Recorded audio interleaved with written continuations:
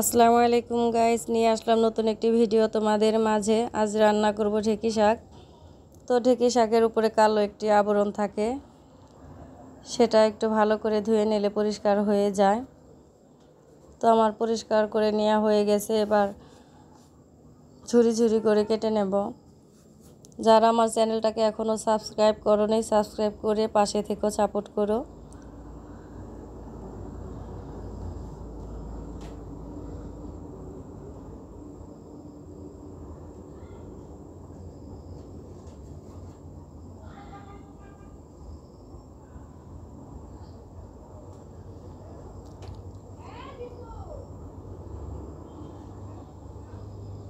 তো আমার ঝুরি করে নেওয়া হয়ে গেছে। তো এখানে নিয়ে নিয়েছি কাঁচামরিচ কুচি, পেঁয়াজ কুচি, রসুন কুচি, শুকনো মরিচ, একদম ঝুরি ঝুরি করে আলু কেটে নিয়েছি, আর নিয়েছি চিংড়ি মাছ। তো প্রথমে আমি পেঁয়াজ আর শুকনো মরিচটাকে ভেজে নেব।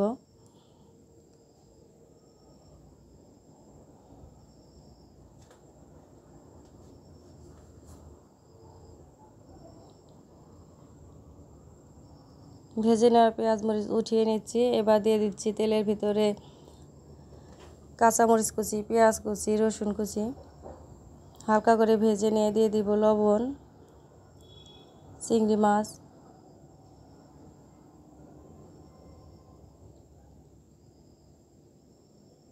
যেহেতু মাছ দিয়ে ভাজিটা করব সেজন্য দিয়ে দিলাম একদম অল্প করে আদা রসুন বাটা, একটু হলুদের গুঁড়ো।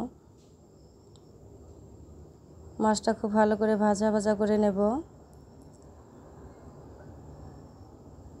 এখন দিয়ে দিচ্ছি টুকরো করা আলু। আলু দেবার পরও কিছুক্ষণ ভেজে নেব। এবার দিয়ে দিব ঢেঁকি শাক কুচি। এই ঢেঁকি শাকটা খুবই মজার একটি শাক। তো আমার ভেজে নেওয়া হয়ে গেছে। এবার দিয়ে দিচ্ছি পেঁয়াজ ভাজা, শুকনো মরিচ ভাজা, ভালো করে মিশিয়ে নামিয়ে নেব। তো যারা এখনও ঢেঁকি শাক খাওনি অবশ্যই ট্রাই করে দেখো, ভালো লাগবে। তো আজ এই পর্যন্তই, সবাই ভালো থেকো, আল্লাহ হাফেজ।